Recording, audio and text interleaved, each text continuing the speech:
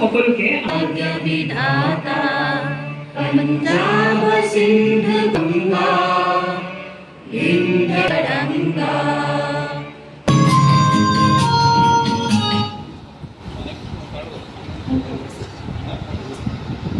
ফালৰ পৰা বিশ্ববিদ্যালয়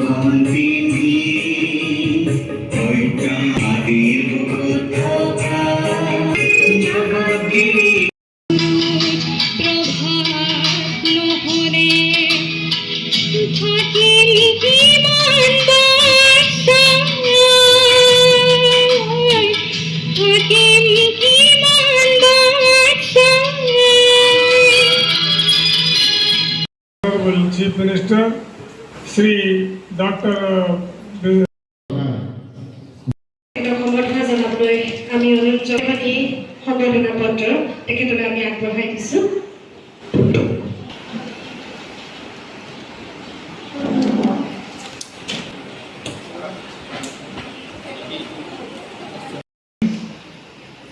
আৰু মানুহক আৰাম দিবৰ কাৰণে।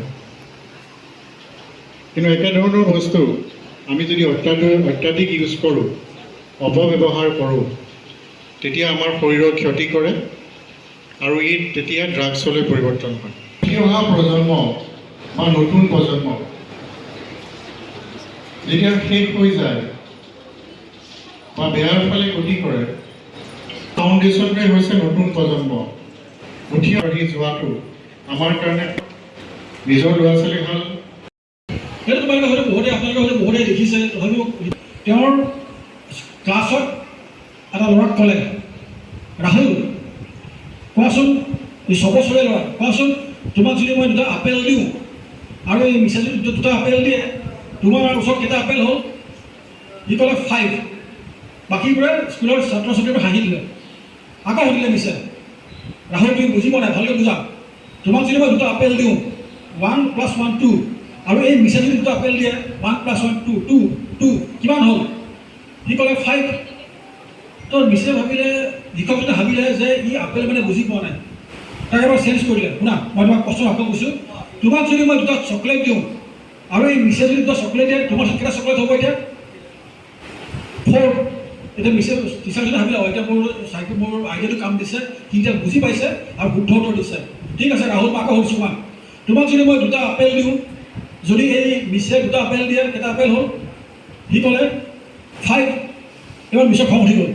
কি কয় ৰাহুল, যদি 2টা চকলেটে যদি 4 হয়, 4 হয়, 2টা 2 আপেলে কেনেকৈ 5 হয়?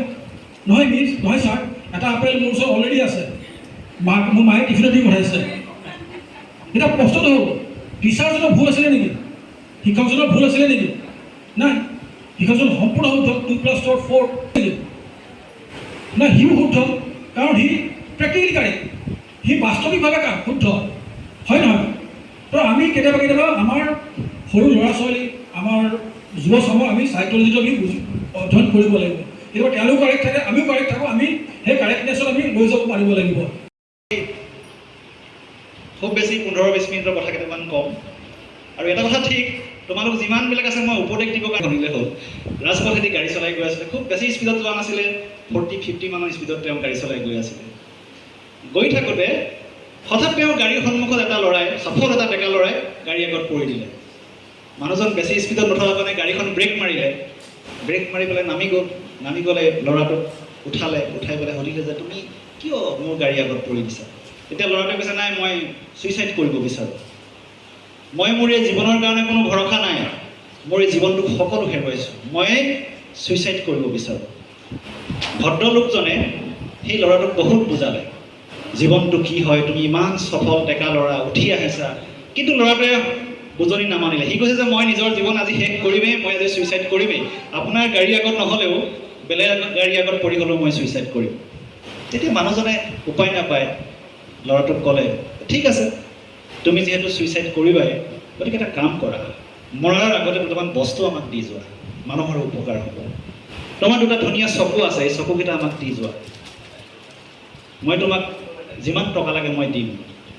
ঠিক তেনেকৈ মানুহজনৰ সেই ডেকা ল'ৰাটোৰ চকু, কাণ, হাত, ভৰি, মুখ, প্ৰত্যেকটো জিভা, প্ৰত্যেকটো বস্তুৱে বিচাৰিলে, প্ৰত্যেকটো অংগই বিচাৰিলে, কিন্তু ল'ৰাটোৱে দিবলৈ সন্মত নহ'ল। তেতিয়া সেই ভদ্ৰলোকজনে ল'ৰাজনক ক'লে যে এই পৃথিৱীত এনেকুৱা বহুত মানুহ আছে যোনে এই পৃথিৱীখন আজিলৈকে দেখি পোৱা নাই, এনেকুৱা বহুত মানুহ আছে যোনে এঠাইৰ পৰা আন ঠাইলৈ যাব পৰা নাই, এনেকুৱা বহুত মানুহ আছে নিজেই নিজৰ হাতেৰে একো কৰ্ম কৰি খাব পৰা নাই, কিন্তু সেইবিলাক মানুহো এই পৃথিৱীত বৰ্তমান জীয়াই আছে। কিন্তু 1985 এখন লঞ্চ হৈছিলে। এতিয়া কথাটো হৈছে সেই আইনখনত কিছুমান ৰুলছ এণ্ড ৰেগুলেশ্যন আছে, কিমান পৰিমাণৰ ড্ৰাগছ ৰিকভাৰ কৰিলে বা ধৰিলে কিমান পৰিমাণৰ শাস্তি হ'ব, কেনেকৈ মানুহটোক আমি কি প্ৰক্ৰিয়াৰে আমি তাক ট্ৰায়েলৰ পৰ্যায়লৈকে লৈ যাব পাৰিম, তেনেকুৱা কিছুমান প্ৰক্ৰিয়া আছে। এতিয়া কথাটো হৈছে আজিলৈকে, আৰু দ্বিতীয় কথাটো হৈছে ড্ৰাগছ ধৰিবৰ কাৰণে বহুতে আমাক খবৰ দিয়ে। মই জানো যে ইয়াত থকা যিমানবিলাক মানুহ আছে কোনেও আমাক ড্ৰাগছ ধৰাই দিব নোৱাৰে, কাৰো ক্ষমতা নাই। ক'ব পাৰিব যে আমুক ড্ৰাগছ ডিল কৰি আছে বুলি, কিন্তু ড্ৰাগছ ধৰিবৰ কাৰণে আমি কোনবিলাক মানুহ নিয়োগ কৰিব লাগে গম পাইছেনে? সেইবিলাক মানুহ নিয়োগ কৰিব লাগে যোনে ড্ৰাগছটো খায়, যোনে হয়তো ড্ৰাগছৰ লগত জড়িত, সেইবিলাক মানুহক আমি নিয়োগ কৰিব লগা হয়। দ্বিতীয় কথাটো হৈছে আজিলৈকে যিমান ড্ৰাগছ আমি ধৰিছোঁ কেতিয়াও বিনা পইচাত ধৰিব পৰা নাই। ড্ৰাগছ ধৰিবৰ কাৰণে আমি চ'ৰ্চ এংগেজ কৰিব লাগে, সেই চ'ৰ্চে পইচা নিদিলে কাম কৰি নিদিয়ে, তাক পইচা দিব লাগে, এটা এমাউণ্ট দিব লাগে, বেছি যদি এমাউণ্ট ধৰাই দিয়ে বেছি এমাউণ্টৰ পইচা দিব লাগে। পইচা নিদিলে আজিলৈকে কোনো মানুহে আমাক ড্ৰাগছ ধৰাই দিব নোৱাৰে, এইটো আটাইতকৈ ডাঙৰ কথা নহয়। দ্বিতীয় এটা প্ৰব্লেম হৈছে NDPS আইনখনত যদি কোনোবা এটা মানুহৰ হাতত আমি ড্ৰাগছ পালোঁ, এজ পাৰ NDPS এক্ট, সি যদি কয় যে মোৰ বডি আপুনি চাৰ্চ কৰিব নোৱাৰে, মেজিষ্ট্ৰেট আনিব লাগিব, তেতিয়াহে আপুনি চাৰ্চ কৰিব পাৰিব, তেতিয়াহ'লে মই চাৰ্চ কৰিব নোৱাৰোঁ ইন ফ্ৰণ্ট অফ মেজিষ্ট্ৰেট। দ্বিতীয় এটা কথাটো হৈছে এই আইনখনৰ মতে ড্ৰাগছ ধৰাৰ লগে লগে কোনোবাৰ ইণ্ডিপেণ্ডেণ্ট উইটনেছৰ সন্মুখতহে আমি ড্ৰাগছ ধৰিব লাগিব, ৰিকভাৰী কৰিব লাগিব। ছাপ'জ মই কোনোবা এজন মানুহৰ পৰা ড্ৰাগছটো পালোঁ, পাই পেলাই মই চিজ কৰি দিলোঁ, চিজ কৰি যদি কোৰ্টত লৈ যাওঁ, কোৰ্টে আমাক বিশ্বাস নকৰে, কোৰ্টে ভাবিছে পুলিচে মেনিপুলেট কৰি পেলাই মানুহটোক মিছা মানুহটোক ফচাই দিছে। তেওঁলোকৰ উকিল থাকে, উকিলে ক'ব যে নাই পুলিচে এইটো নিজে লৈ আহিছিলে বনাই দিছে। নিৰপেক্ষ সাক্ষীৰ অভাৱ আমি নাপাওঁ, জোৰ জবৰদস্তি মানুহক আনি পেলাই চহী কৰিবলৈ লাগে যে আপুনি চহী কৰক, পুলিচৰ ভয়ত মানুহে চহীটো ঠিকেই কৰি দিয়ে। কোৰ্টত যায় যেতিয়া ট্ৰায়েল আৰম্ভ হয়, কোৰ্টলৈ বাৰে বাৰে গৈ থকাৰ ভয়ত মানুহজনে সেইটো ডিনাই কৰি দিয়ে, নাই মইতো দেখাই নাছিলোঁ, পুলিচে মোক জোৰ জবৰদস্তি উকা কাগজ এখনত চহী কৰিব দিলে মই কৰি দিলোঁ, মইতো দেখাই নাই। আল্টিমেট কি হ'ব? সেই মানুহজনে তাৰ পৰা একুইটেড হৈ যাব, বাঢ়ি গৈ আছে। দ্বিতীয় এটা কথাটো হৈছে কি, এই ড্ৰাগছৰ কোৱান্টিটি, আজিকালি যিবিলাক ড্ৰাগছ পেডলাৰ্ছ আছে, যোনে ড্ৰাগছৰ কাৰবাৰবিলাক কৰি থাকে, তেওঁলোক আজিকালি বহুত টেঙৰ হৈ গৈছে। কিমান কোৱান্টিটিৰ ড্ৰাগছ ধৰিলে মানে সেই মানুহটোক আমি ট্ৰায়েলৰ পৰ্যায়লৈকে লৈ যাব পাৰোঁ, 0.5 গ্ৰামলৈকে। যদি ড্ৰাগছ বুলি ক'লে বিভিন্ন আছে, হিৰ'ইন আছে, ব্ৰাউন চুগাৰ আছে, ইউবা টেবলেট আছে, কফ চিৰাপ আছে, গাঞ্জা আছে, বিভিন্ন ধৰণৰ ড্ৰাগছ বুলি ক'লে এইটো নহয় যে অকল এই হিৰ'ইন বা ব্ৰাউন চুগাৰ এইটোৱেই নহয়। আজিকালি বহুত ফাৰ্মাচিত কেতিয়াবা কেতিয়াবা কিছুমানৰ দিকে কফ চিৰাপ কিছুমান আছে, কফ চিৰাপবিলাকৰো এই ড্ৰাগছৰ অন্তৰ্ভুক্ত হয়। এতিয়া কথাটো হৈছে কিমান পৰিমাণৰ আমি ড্ৰাগছটো ধৰিলে মানে তাক আমি যেনেলৈকে পঠাব পাৰোঁ। আমি যদি হিৰ'ইন ধৰোঁ, যদি 5 গ্ৰাম বা তাতকৈ কম হয়, তেতিয়াহ'লে এজ পাৰ ল এইটো বেইলেবল হয়, তাক আমি জামিনত এৰি দিব লাগে। কিন্তু আমি জামিনত নেৰোঁ, কোৰ্টত পঠাই দিওঁ, কোৰ্টত পঠালেও কিন্তু কোৰ্টৰ পৰা আহি যাব। আইনৰ পদক্ষেপ লৈছে, এনেধৰণৰ পদক্ষেপক আমি সদায় আদৰি জনাম। তেওঁলোকে ড্ৰাগছৰ এগেইনষ্টে যুদ্ধত তেওঁলোকে জঁপিয়াই পৰিছে, আৰু আজি তেওঁলোকে এখন কৰ্মশালা আয়োজন কৰিছিলে এই সতিসাধিনী বিশ্ববিদ্যালয়ত। আগতে বহুত ল'ৰা ছোৱালী যুৱ প্ৰজন্মই অংশগ্ৰহণ কৰিছে, খুব ভাল লাগিছে মোৰ। আৰু তেওঁলোকে এনেকুৱা ধৰণৰ কাৰ্য কৰি থাকক, আমি আমাৰ প্ৰধানমন্ত্ৰীক সদায় সহায় সহযোগ কৰি থাকিম। এই সমাজত ব্যক্তি কেঞ্চাৰ ৰোগৰ নিচিনাকৈ আমাৰ ড্ৰাগছ ব্যৱহাৰৰ ফলত আমাৰ যি সমাজ দেশৰ যি ক্ষতি হৈছে, সেই নিবাৰণৰ বাবে আজি আমাৰ গোলাঘাট শাখা সাহিত্য সভাই উদ্যোগত যিয়ে ড্ৰাগছ বিৰোধী সজাগতা সভা অনুষ্ঠান কৰিছে তাত উপস্থিত হৈ মোৰ যথেষ্ট ভাল লাগিছে। আৰু আমাৰ উঠি অহা প্ৰজন্ম আৰু নতুন প্ৰজন্মক ইয়াৰ জৰিয়তে মই ক'বলৈ যাওঁ যে কোনো কাৰণতে মনটো ভাল লগাবৰ কাৰণে ড্ৰাগছ ব্যৱহাৰ কৰাটো একেবাৰে উচিত নহয়। আৰু ড্ৰাগছ ব্যৱহাৰ কৰিলে কি হয় আমি আজিৰ তাৰিখত দেখি আহিছোঁ, আমাৰ আশে পাশে অঞ্চলত আমি দেখি আহিছোঁ বিভিন্নজনক। গতিকে আমি আজিৰ দিনত এটা প্ৰতিজ্ঞা যাতে লওঁ যাতে আমি ড্ৰাগছ ব্যৱহাৰ নকৰোঁ আৰু বেলেগকো কৰিব নিদিওঁ। ত' মই ইয়াকে কৈছোঁ। আৰু সজাগতা সভা আমাক নিশ্চয় লাগে। আৰু সজাগতা সভা আমি যিমানে অনুষ্ঠিত কৰোঁ গাঁৱে ভূঞে হওক চহৰ বিভিন্ন অঞ্চলত হওক তেতিয়া আমি উঠি অহা প্ৰজন্মক আমি দেখুৱাব পাৰিম যে ড্ৰাগছ ব্যৱহাৰ কৰিলে কি হয় বা ড্ৰাগছৰ ভয়াৱহতাটো কিমান। গতিকে আমি সকলোৱে আজি অভিভাৱকৰ নিচিনাকৈ আগবাঢ়ি যাব লাগিব আৰু উঠি অহা প্ৰজন্মক আমি ইয়াৰ পৰা বচাবই লাগিব। গতিকে এইখিনি আমাৰ কৰণীয় বুলি ভাবোঁ আজিৰ তাৰিখত। আৰু সকলোকে আহ্বান জনাওঁ যাতে এনেধৰণে সজাগতা সভা অনুষ্ঠিত কৰক আগন্তুক দিনত, আৰু আমি যিমান পাৰোঁ সকলোৱে হাতে হাত ধৰি আগবাঢ়ি যাওঁ। মই ডক্টৰ নয়ন দত্ত, গোলাঘাটৰ এজন চিকিৎসক। সভাৰ উদ্যোগত আমাৰ সতী সাধনী বিশ্ববিদ্যালয়ৰ প্ৰাংগণত এখন সজাগতামূলক সভা অনুষ্ঠিত হৈছে। ইয়াতে মই আহিছিলোঁ, আচলতে খুবেই ভাল লাগিছে। আমাৰ পশ্চিম গোলাঘাট শাখা সাহিত্য সভাই এটা উদ্যোগ গ্ৰহণ কৰিছে। তেওঁলোকে অকল ইয়াতে বুলি নহয়, তেওঁলোকে আমাৰ গোলাঘাটৰ বিভিন্ন ঠাইত গাঁৱে ভূঞে তেওঁলোকৰ এনেকুৱা সজাগতামূলক সভাবিলাক অনুষ্ঠিত কৰিব বুলি তেওঁলোকে জনাইছে। খুবেই ভাল লগা কথা। আৰু আমি ভাবিছোঁ যে এনেকুৱা সজাগতামূলক সভাবিলাক খুবেই প্ৰয়োজন, আৰু এইবিলাকৰ জৰিয়তে আমি যদি আমাৰ উঠি অহা প্ৰজন্মক আমি যদি সজাগ কৰিব পাৰোঁ ড্ৰাগছৰ বিৰুদ্ধে, তেতিয়াহ'লে মই ভাবিছোঁ আমি কিছু পৰিমাণে হ'লেও সফল হ'ম। প্ৰতিদিনে ড্ৰাগছটো ধৰি থকা হৈছে, তাৰপিছতো হয়, ড্ৰাগছটো ধৰি থকা হৈছে, কিন্তু কথাটো হৈছে ড্ৰাগছৰ যিটো ৰুট আছে সেই মেইন ৰুটটো আমি এতিয়াও বন্ধ কৰিব পৰা নাই। এতিয়া জানেই আপোনালোকে ম্যানমাৰৰ এইফালৰ পৰা প্ৰায় ড্ৰাগছবিলাক আহি থাকে। গতিকে অসমত সোমাব পৰা বিভিন্ন ধৰণৰ ৰাস্তা আছে, যাৰ কাৰণে সেই ৰাস্তাবিলাকৰ কাৰণে বিভিন্ন ধৰণৰ সোমাই আছে। তথাপিতো আমি এই অপাৰেশ্যনটো চলাই আছোঁ, আৰু মই ভাবোঁ যে আমি যদি ৰাইজৰ সহযোগত মানুহবিলাক যদি সচেতন হয় তেতিয়াহ'লে আমি ইয়াক কণ্ট্ৰল কৰিব পাৰিম।